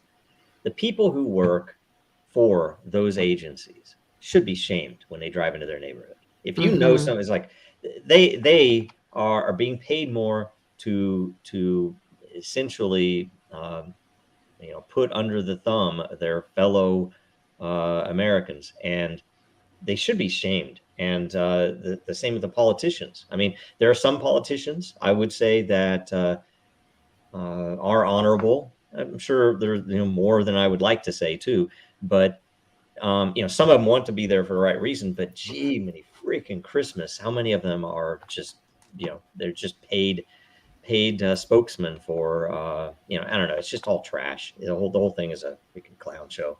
So I mean, and I do think there is, like, I don't think it's necessarily mean to call it out either, right? Was it like Maxine Waters too had a moment very similar to Mitch McConnell's, where she like got back from being on sick leave for basically all of the first half of session, and that was it was Maxine Waters. It was, from Barbara. No, is it Barbara? I'm forgetting. She was in a wheelchair when they wheeled her back up. Oh, where she was. Feinstein. Yeah, Feinstein. Yeah, like where she literally was gone, and then the reporter asked her, "So, what do you say to the critics who say you should resign?" Right, like, because you weren't here. It's like, what do you mean? I was here the whole time. Like, yeah. She also had she had nation state spies in her employ for a long time too. I feel like it's kind of on our generation a bit too. We need more people running for office to get them the fuck out of there. Yeah. Well, it's too expensive because you can't. There's no way you can beat some of those guys. So I know. It starts to feel a little like elder neglect for us to let them continue to dodder around that building and like poop their pants and stuff. I tweeted it is literally the most nursing home of it's the most expensive and exclusive nursing home in the world is Washington D.C. So that's what it is. All right, I have to go early. You can wear Depends and engage in insider trading. Yeah. Who was the the guy who sharked himself, and he was kind of Nadler, yes, the penguin. My goodness. It's like, come on, give me a break. It's like, you think these foreign leaders are scared of us? No. Anyway, all right, talk about cluster bombs. Thank you guys. All right, Joe. Up early. Thanks, dude. I'll see you next week. Great chatting with you, like always. I'll see you. See you around 3 if you can make it, or 2 your time, or whatever time it is. Yeah. Right. All right. Cheers. Wherever you are in the world. Greg, you threw a question into today's episode that we didn't get to. I thought it was interesting. Let's bring it up real quick. You asked, are social media platforms and protocols lo-fi metaverses? And I thought that was a cool way of putting it. So lo-fi music is like not high resolution, or not highest of quality, or it's not digital, or it's not, that kind of thing. Or it takes up a lot of space to put it on a cassette tape instead of an MP3 file, or whatever. Well, however you want to. The pixel art of. Yeah, the pixel art of. Yeah. So it's down another level, I guess. Yeah. So like a lo-fi video game would be like a multi-user dungeon or MUD, where Right. it's literally in a console, and you say, "I walk into this room, enter." Okay, you walk into this room, you see this. I whatever. You type it in, and it's all in a text, console. That would be like a lo-fi video game, wouldn't it? And so if that's true, then are social platforms lo-fi metaverses? So it is sort of a world, its own thing that you go and you engage in, you interact with people. Twitter, for example, the Twitter sphere. It has a sense of place. Yeah, people referred to it as the Twitter sphere. And things feel different on Twitter than they do on Facebook, than they do on Reddit, than they do on Google Plus, than they do on Den.Social, than they do on Truth Social. They have a different vibe. It feels different. Things work differently. There's different rules, maybe different types of people you meet. And so I would say, they kind of are like a lo-fi metaverse of sorts, right? Right. I And mean, they can you even can change. take that analogy pretty far too. Like your graduating class was kind of your educational metaverse peer. If you want to take not mine, because we weren't all on the internet yet. Right. Just people like me who were nerds that had a computer at home were on the internet. We were all IRL friends in real life. You were just the OG version of augmented reality, right? Yeah, in high school, I was dialing up, not even on the internet, just modem to modem, my computer to my buddy's computer to play StarCraft, to play a match. It wasn't even online. It wasn't on the internet. It was like, "Mom, don't pick up the telephone. You'll ruin my game." You just destroyed my Red Alert 2 coup de grace against my friend across town. Right? Yeah. Well, so we're in that transition right now with Twitter or X. Yeah. Because, it's a social media platform, but Elon, or whatever being he might be, or whatever he is, the entity known as Elon. Yeah, exactly. Is wanting to transition that into not just the social media and engaging, but the everything app with a marketplace and being able to exchange payments. And so it's not just talking with each other, but it's a community, it's a marketplace, it's payments, it's what else does he want on there? I can't remember what else he wants on there. Everything. It makes a little bit of sense. I mean, if you think about the barriers to marketplaces and to commerce and to paying people and things like that, a lot of time it's simply, I don't have you as a contact on this certain like payment rails. Yeah. Like if I have you as a Twitter friend or something, right? The idea is that I should be able to be like, pay this person money for a thing. Or if you want to sell a desk, you can be like, this person, you're buying my desk. Here's some secure way of telling you how to pick it up and give me money. And it all goes through the Everything app. It all goes through X as a streamlined, simplified, centralized way to do that. Yeah. Because they trust X. That's what I was talking with Miss Teen Crypto, and she does a lot of interviews out in Manhattan. She was talking to some kids that were her age, and she's like, why do you use Venmo and Cash App and whatever? And she's like, well, when we're out with each other and then we need to like split the bill and whatever, it's trusted because they don't trust cash. They don't use checks. But it's a way of trusting the money or the exchange. And I've been doing a lot of like estate sale stuff and thrifting and that kind of stuff. And so I'll go to some and they'll have Venmo or Cash App or whatever. Well, I'm not allowed on Venmo because I'm a patriot. And so my account is not valid on that. Yeah. And I didn't get kicked off, but I did cancel my PayPal and my Venmo account because of their policy change. So I'm allowed to be there, but I choose not to be.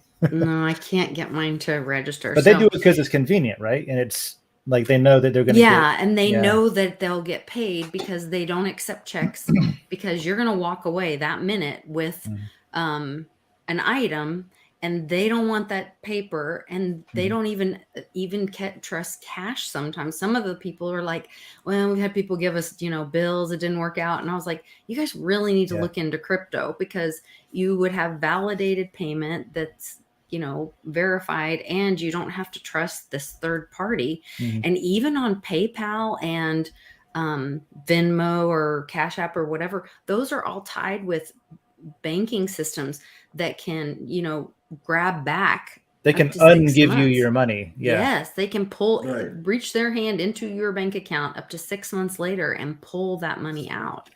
And so when I talk to them about that, then they're like, huh? Yeah. Oh yeah. It typically So- doesn't You'll happen be- on small purchases, but like, PayPal has created in the past very problematic, problems where, like, one case that pops into my mind So hope was, it's not Tether. yeah, I know, right? What if they use Tether? One case that I remember specifically was from somebody who sold an antique classic violin on eBay, and the person who bought it changed their mind and wanted to return it, but the person was like, "Nope, no returns. You bought it. All sales are final." That kind of thing. But PayPal would give them their money back if the item was damaged when they received it. So they destroyed this like irreplaceable, God. priceless fucking awful. violin, right? And took a picture of it and said, "This was damaged when I got it. I want a refund." And PayPal reversed the transaction, and then there was no way to the person couldn't even get their violin back at that point. So stuff like that happens, especially when there's larger, more important transactions that go through. So yeah, what is X going to use as a payment? Some people think he'll use Dogecoin because he's a funny guy. That makes sense. I don't know. I think that a stable coin is, I don't know. I can see people using it. I've never used them when I didn't have to. Stablecoins are but- weird because they don't really do what they say they do. They just anchor your token. Yeah, they're pegged to Choose the something. Dead weight of a Choose something, deflationary or yeah. that hyperinflationary asset. Yeah, right? I wouldn't mind. I don't necessarily mind the concept of a stable coin. Right. I've said in the past I would rather have one that was tied to the price of a Big Mac or something. Yeah. Yeah. I was going to hook it to any coin. I would totally hook it to Rye by Reflexer Finance because it's a pseudo stable coin in that it is algorithmically pegged to itself to reduce volatility. So it's not measured in dollars. It's measured in Rye, but it's anchored to itself using similar supply and demand mechanisms that like DAI used in its original form. And I say similar because it's not exactly the same. Like they've got some clever tricks in there, but it would be neat in two ways because one, you would be having to enable every Twitter user to use ERC20, which would be insane. That would be like that might be actually Elon Musk's big threat with X is like, what you guys do the wrong thing with me and I'm launching crypto for the masses, right? But Rye would be cool because it would actually depend. Right? It would take the dollar out of the equation while still maintaining some semblance of stability. Mm-hmm. So I am points out two important things. One, Doge isn't going to work because of volatility. And what he means by that is there's the merchants, the problem where merchants need to have price security. Depending on how long they're holding it, they got to pay the bills. And they usually can't pay. This is like the bigger problem overall is the need to convert in the first place because you cannot pay your lease or your electric bill with the same currency you get paid for, kind of thing. Right, but Twitter's more of a service economy, though. Do the same truths hold there? Is it if it's peer-to-peer payments for essentially entertainment subscriptions? I think different industries are better poised to adopt it than others for that reason. Right. Like I think Twitter creators might actually not really care all that much about volatility if they can thumb their nose in the face of everybody by pumping something like Doge to the top.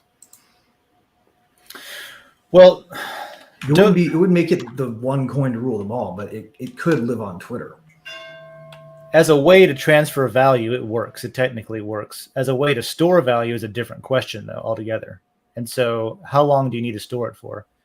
Is it a time preference question? Is it volatility becomes especially bad when you talk long-term contracts, like like leases or big supply contracts, Right. or if you have to maintain a inventory limiting, warehouse things like full that. of things that you sell. Yeah, something If where you have the to maintain volatility infrastructure over time needs to be predictable enough, right? But you also don't have to use the same thing for everything in the modern world, right? Like in the crypto world, you can have purpose-built coin, right? And maybe, just maybe, services for entertainment subscriptions on a service like Twitter. Well, this is why is flexible enough that it doesn't matter. That's why I think that I'm kind of surprised that utility tokens haven't really taken off more than they have, is because you could have that's what I feel like should get adopted first, because it's kind of like having rewards points that are easier to use. Mhm. Everybody already has like an app for their business or whatever. You could have like the picture behind you, somebody let this sink in. Somebody is, you're standing in line to a nightclub. Well, that nightclub might have its own utility token, its own purchase. It could have a VIP coin where if you have the VIP token, that's how you decide who gets in. And it doesn't at that point matter as much how much that token's worth. It matters that it's something you want to hold on to because you can use it for something. An arcade, right? Your local arcade could have its own token, and it's good for this many game plays. And regardless of what it goes for on the open market, it's always good for this many plays, that kind of thing. Those are the kinds of tokens and coins that I think should have already taken off by now. And then, what you were talking about, Lisa, with younger people not accepting cash, much less checks. A lot of it is, okay, you want to make sure that your money's good. My sister runs a coffee shop, and they come across bogus bills and stuff all the time they have to look out for. And sometimes they're really good and sometimes they're really stupid. I've run like music festivals where, everybody's paying cash for beer tickets, for drink tickets. And some of the bills they turn in, because it's madhouse. There's like people partying. Oh, and, yeah. Give me this many tickets. They throw $100 bill at you. Yeah, it looks okay. I'm busy. At the end of the day, you're looking at it and it's like, that is so obviously fake. That happens all the time. Yeah. But also, and probably more importantly, is that it's inconvenient at this point. Because it's like, okay, you get cash, and then what? You got to go to the bank? Ugh, barf. I got to go to the bank? That's terrible. That's so stupid. Who goes to banks? I hate banks. I only go to banks to sign up for an account, and then I use Venmo to link to it. I don't want to have to go to the bank physically. Come on. So, the inconvenience of cash. That's why Gary said we already live in a digital. That our money is true already to an extent. digital. Yeah. No, that said, we can't dispense with the physical entirely either, right? We have to have it, because there are some people who will want to be off the network and who will not be able to afford to be on the network, who will need to be able to pay for things like food and whatever it is you need for a starter kit for shaking a cup on a street corner. Like, not to be cruel, right? Like, I'm saying these people do need hard currency still, right? Lisa, you're familiar with that. We can't get rid of it. We can't get rid of it totally until we can make sure that everybody can access some kind of economy. Yeah, this idea that the parallel economies already exist. You have the homeless population. You have people that are not plugged in to financial rails, the mainstream financial rails that have to operate somehow. And a lot of times they choose that. And you have to be careful with that too, because whether we provide it, it will exist. We had a situation, very well intended, very large group of churches went down and got very involved with a huge poverty community in Oklahoma City and started handing out gift cards for food and different things, and found out that they created an economy for sex workers with gift cards. So, bartering, trading, money is a store of value, and it can be different things that we, the people, decide what it is. And that's where we do have the power to change and decide what we are going to use as money. We don't have to use what they say, what they tell us, what the Fed shoves down our throat. We can choose something else, but we have to say enough and choose something else. Yeah. I saw that happen something similar when I was in Norfolk, Virginia. When I lived there was an issue with I don't know what, I guess food stamps. They were like paper bills basically, but they were printed literal actual food stamps that there's a coupon that you turn in the store for food, and then the store would redeem them for cash, and which is great. But that same thing happened. People were getting arrested, and they started noticing a pattern that the folks that they were arresting for these sometimes bullshit, petty stuff, but also sometimes really disgusting crimes, they tended to always have like a roll of food stamps on them. And they realized that that's exactly what was happening, is the stamps themselves were being used as a currency without ever needing to like convert them into cash. The stamps themselves held value, and you could exchange those. And so you see that happening a lot. And that's why I believe in things like cryptocurrency, even specifically like privacy coins and things like that, where it doesn't necessarily require everyone to know how to convert them into whatever their local currency is or whatever currency they can pay the bills in.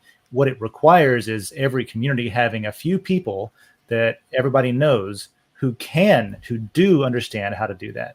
Because at that point, it's like, oh, I know a guy who knows a guy who will accept these and buy them from me. So you might be 5 degrees of separation from you, but that's enough to where an entire local economy can operate, where they never intend to convert them into a different form of currency. They just trade with them directly for goods and services, and somewhere down the line, somebody knows how to convert them to cash or whatever they need in the system they're working. If it needs to go outside of that community, if it needs to go out of that, yeah, right, that kind of thing. So yeah, education is great, but every single granular person doesn't need to know everything about it. It just needs to be easy enough to use, as easy as cash. And we all have our handy dandy surveillance device these days. Yes. So we can just use that to beam it to each other, whether it's a smartwatch, and you can just, I was reading a book recently, and they were talking about cryptocurrency without talking about cryptocurrency. And in there, it was set in the future, and people just in conversation, instead of Venmoing each other to split the bill, they just beamed some cash to each other. And it was like, the characters were like, yeah, let me just beam you some cash. And it was this electronic thing, and that was it. And so that's basically where I would like it to go. Real quick, we got like 7 minutes left before we got a hard stop. Do we want to hit on anything else? Let's see. There's something else funny, I feel like, that we didn't mention yet. Oh, there's plenty of funny stuff. What's funny? Tyler Childers made a gay love song, and the country music scene is going nuts over it. That's funny. And it's a popcorn worthy current event. I love Tyler Childers. Really good at making sad music. Really hits home as a country boy myself, growing up in the woods. And I don't know. I love that you stir in the pot and getting people talking about it. Yeah. So that's interesting. I think it's funny that people get mad. I think people getting mad about things that I don't care about is funny. That's what that's about. Yeah. Oh yeah. I thought it was funny them calling Tom Emmer an OG in the hearing yesterday.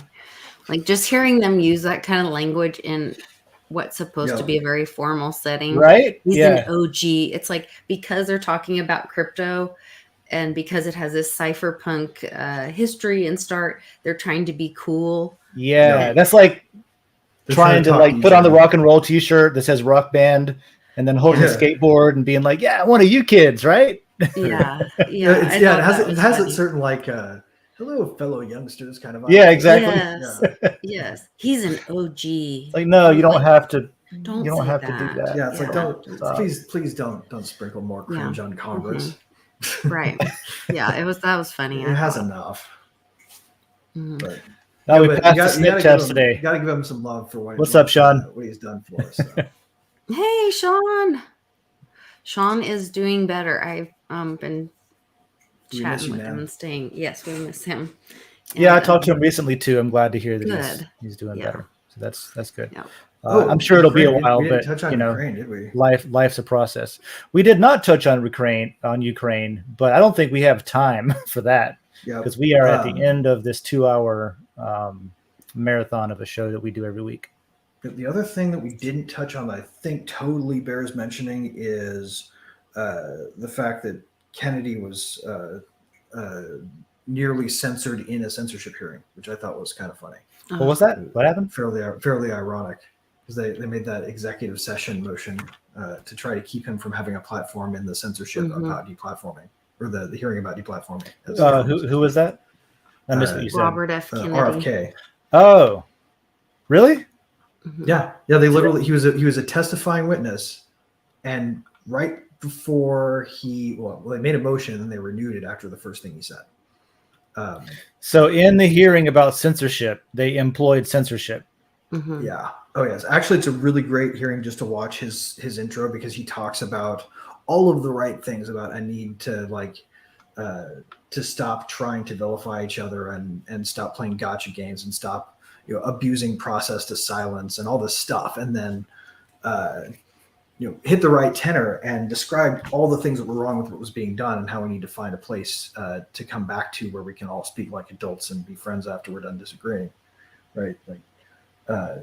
And then they proceed to do exactly the opposite of what he talked about. It was a freaking incredible moment.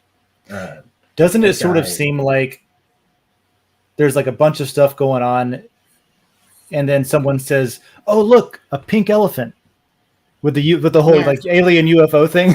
Yes, it's like exactly that, right? Was that yesterday the UK announced or finally admitted they're in like official recession, and like I said earlier, Japan is selling their US Treasury. Like there's real stuff going on, and there's the distraction. There's the show.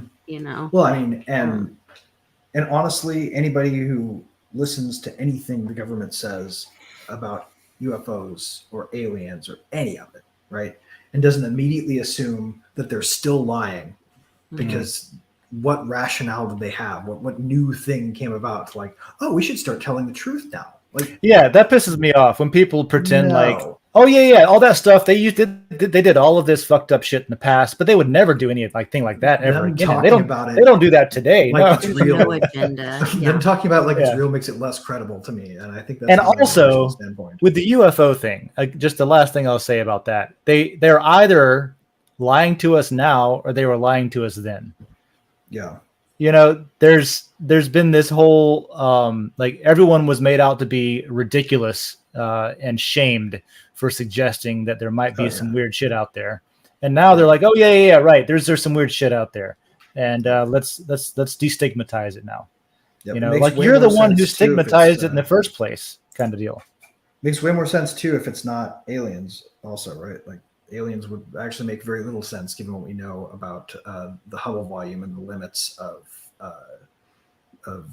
interstellar travel in the face of cosmological expansion, right? Like not likely to be aliens when you look at the other possibilities. Like maybe humans in the future invent time travel. Maybe it's just us. Here's some homework for everybody. Look up the grabby aliens theory, which basically says that they're either really slow or they're really fast. Meaning the reason we wouldn't see them yet is because they're really if they're really slow, we would have seen them already. But if they're really fast, then we won't see them until they're here. That's the scary part. I think it's the Bigfoot Mothmanonians, and they are hiding in the woods and underground. I'm teasing. All right. Well, that's going to be it. Any last words? We got less than a minute, and we got to cut it on our hard stop. Fuck. Free Julian Assange. He's still in prison, for fuck's sake, people. They had a whole censorship hearing. They didn't talk about what they're doing to the press with his prosecution. Love one another. See you next time. Do that. Love one another. I love. Let's go out. I love love. I like love a lot. Bye, everybody. See you next week. All right. Bye. The first tap of a conductor's wand. The first rivet in a mile-high tower. The master link at the genesis of the never-ending chain. The moment a single empty canvas meets a singular master stroke, there is no one thing. Because now, there are many. Because soon, there will be more. Because one is ever the beginning. Like the first link in an infinite chain, or the first rivet in the tallest skyscraper. The master stroke is found in the masterpiece. What will you begin?